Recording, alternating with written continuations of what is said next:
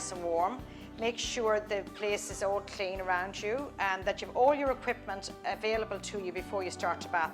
From once you start bathing your baby, from once you start changing your baby, you cannot go to another area of the room to get anything else because babies can roll off at any age, fracture an arm, leg, skull. So it's very important to stay with your baby when you're on a surface like this.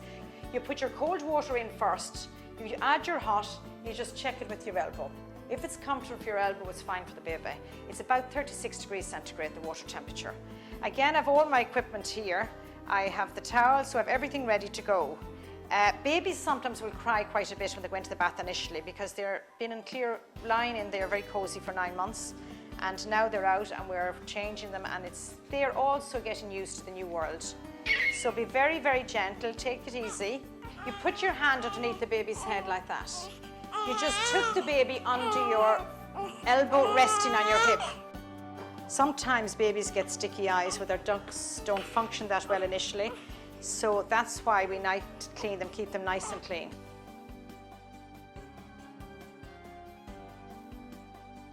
Now I'm holding the baby in the same position and I'm going to wash the baby's hair. If you're using a solution or buy something that's unperfumed and they don't need too many smelly products, as I said earlier, just wash the baby's hair.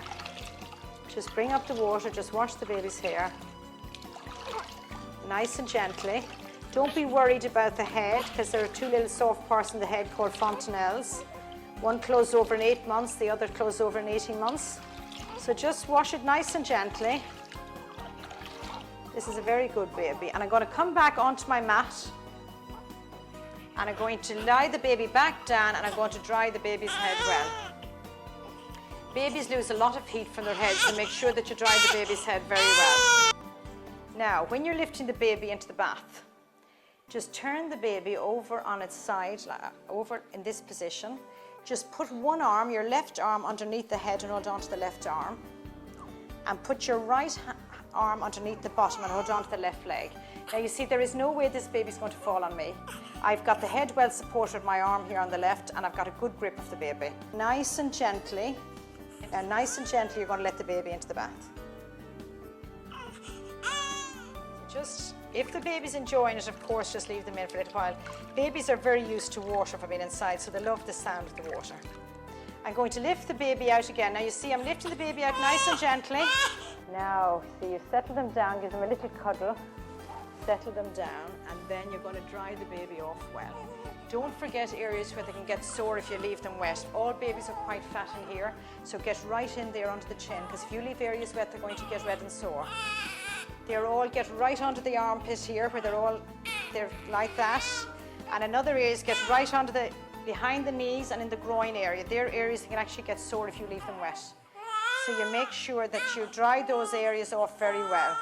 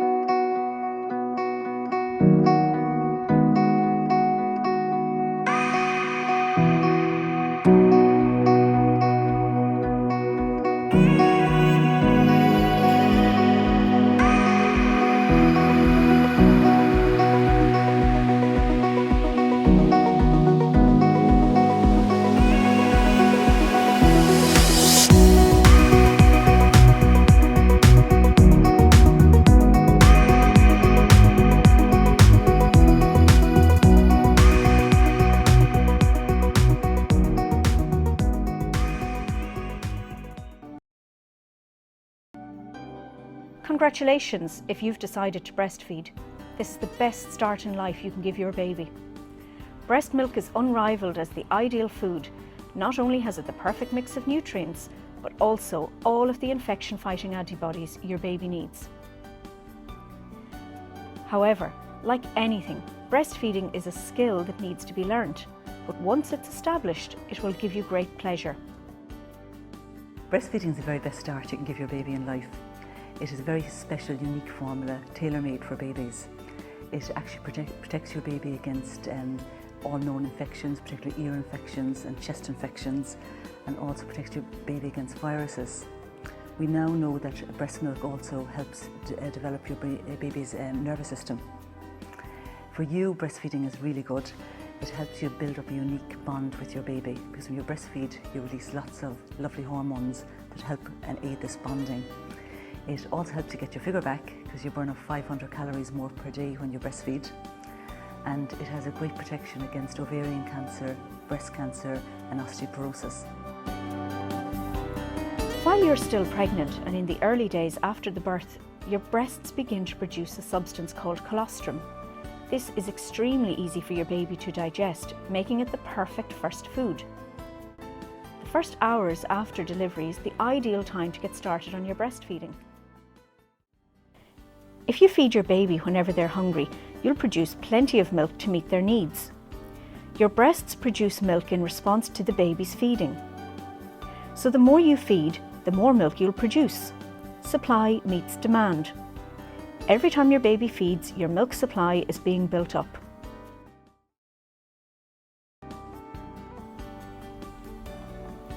How your baby is attached to the breast is key to the success of breastfeeding. This is called latching on.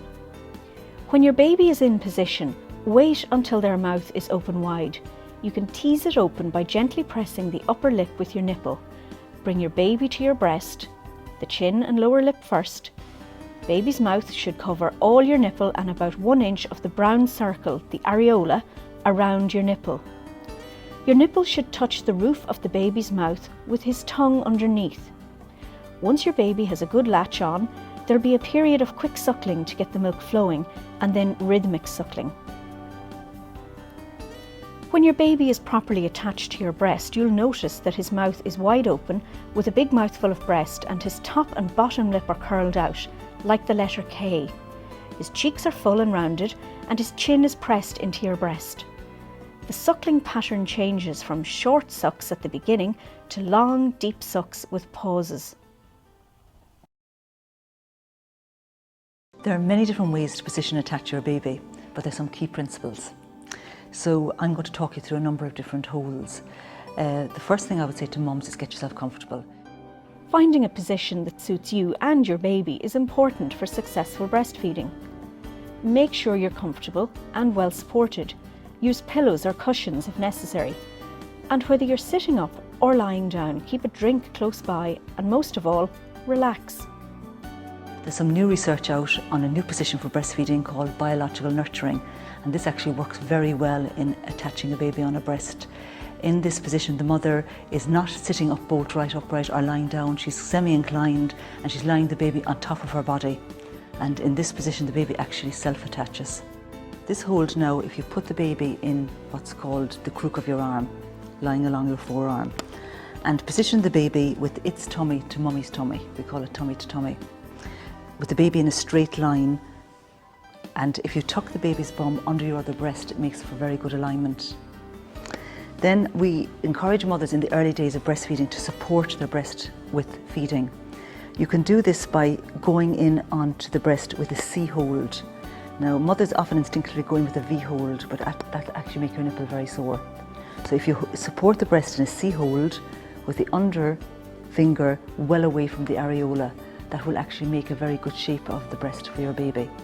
It's tummy to tummy, it's nose opposite nipple, and it's a C hold on the breast. And when the baby opens its mouth, you bring the baby swiftly onto the breast. So we say bring the baby to the breast and not the breast to the baby. This will actually make for very good attachment. Another variation of this hold is actually something called the cross cradle hold, and a lot of new mums like to initiate this with breastfeeding because they feel they have a lot of control in the actual initiation of the latch. In this, it's similar to the first hold, except you're doing the C hold with your other hand and you're holding the baby's back and neck. with the baby in straight alignment again. So it's very important that you hold the baby's back and neck, and again you're supporting the breast in a C shape. And you're bringing the baby to the breast, waiting for the baby to make a large open mouth, and when it makes a large open mouth, you're swiftly bringing it onto the breast, and then you can put your arm around the baby like this and relax into a nice comfortable breastfeed. There's another hold you can use for breastfeeding called the rugby hold or the football hold. So in this hold you support the baby's back and neck, let the baby lie along your arm and tuck the baby underneath your breast. And in this position you use the same principles of nose opposite nipple and bring the baby to the breast with a wide open mouth. This is a very good position to use for babies, particularly twins. Another way of breastfeeding your baby is lying on your side with your baby tucked up beside you. A lot of mums breastfeed lying down in bed, particularly late during the night. With this, the mother lies on the bed with two pillows, usually her head on the pillow and her shoulders on the bed, and tucks her baby up beside her, nose opposite nipple. Again, it would be the same principles of bringing the baby swiftly onto the breast when the baby makes a wide open mouth. This is a really comfortable way to feed a baby. There are lots of good indicators that breastfeeding is going very well by looking at your baby's output. In the first couple of days, the babies have very little wet nappies, and ideally one wet nappy. Day 1, day 2, day 3, and when your milk comes in on day 5, the baby will normally have about 6 wet nappies in 24 hours. This is a really good indication the baby is breastfeeding well. Another very good indication is actually looking at the stools. And babies have meconium stools for the first day or two. And they have a changing stool, which is usually black, green or brown, day 2, day 3, day 4. And when your milk comes in, a baby who's breastfeeding really well will have 3 to 4 yellow seedy stools in 24 hours. If your baby has these sort of stools, the baby is breastfeeding very well. Your breastfeeding is going well when your baby is alert and waking for feeds, has a minimum of 5 or 6 wet nappies and 2 soiled nappies per day after the first week, has gained weight, sleeps and settles during the day, and is feeding comfortably and pain-free. If a baby is not correctly latched on your breast, you won't see rounded cheeks, you'll see dimpled cheeks. You'll also see the baby doing very short little sucklings as opposed to long rhythmic sucklings, or you may see a lot of the areola. In that case, you also may feel a lot of discomfort feeding. So if that happens, it's very important to break the latch and start again. And the best way to do that is actually put your finger into the baby's mouth and let the baby actually suck on your finger and break the latch very gently. Signs that breastfeeding may not be going as well for you is if the baby is not wetting and dirtying its nappies. So particularly in the early days, if you look for urates in the nappy, which is pink staining, and if the baby is not passing sufficient wet and dirty nappies, it would be very good to contact a health professional to help you with your breastfeeding.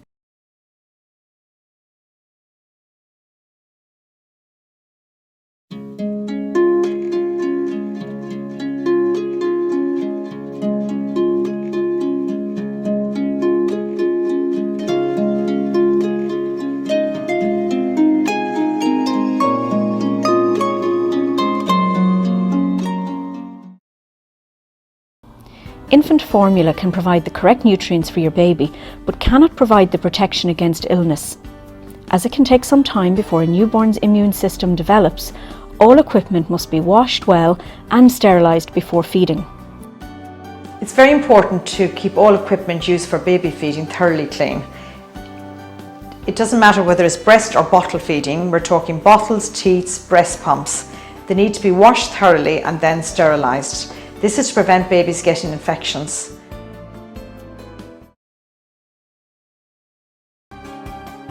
There will be clear and detailed instructions on the packaging of the formula you use. Make sure you follow them precisely. To prepare a bottle feed, boil fresh tap water in a kettle.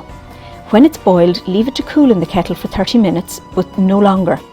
Clean the work surface well and wash and dry your hands. Remove the lid from the steriliser and take out the bottle, the teat and the cap using tongs. Carefully pour the required amount of boiled water into the bottle.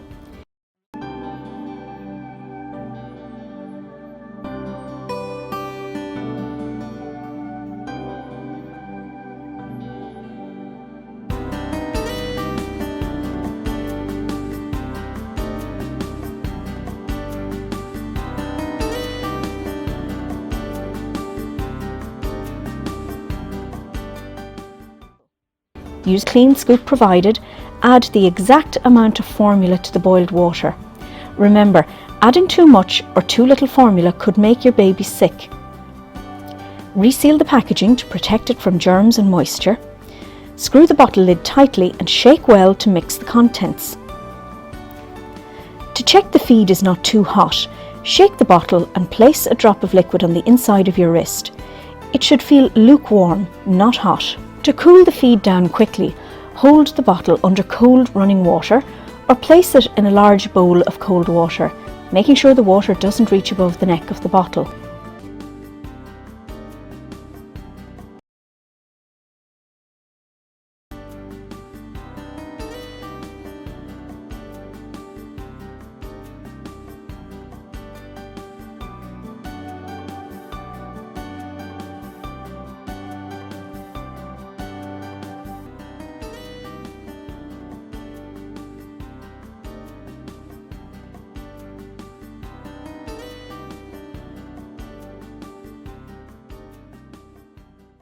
Your newborn will probably take between 2 and 4 ounces per feed during the first few weeks and will probably be hungry every 2 to 4 hours.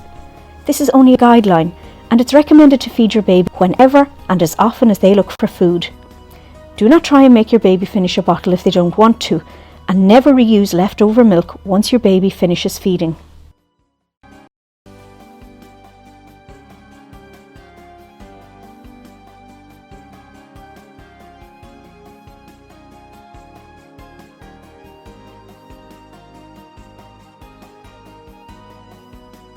There are hunger cues to look out for.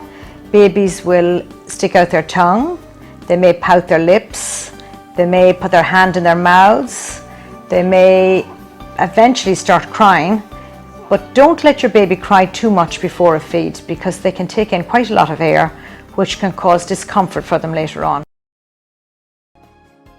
When babies feed, especially from a bottle, they take in air. They can also take in air if they cry before feeding.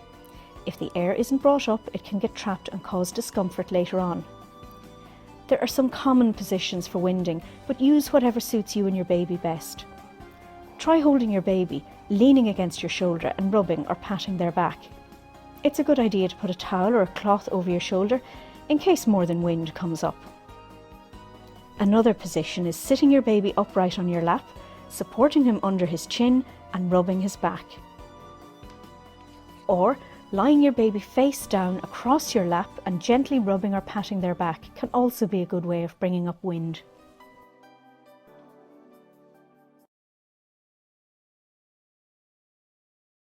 When you take your baby home initially, babies don't know the difference between day and night, so they really will sleep and eat and sleep and eat.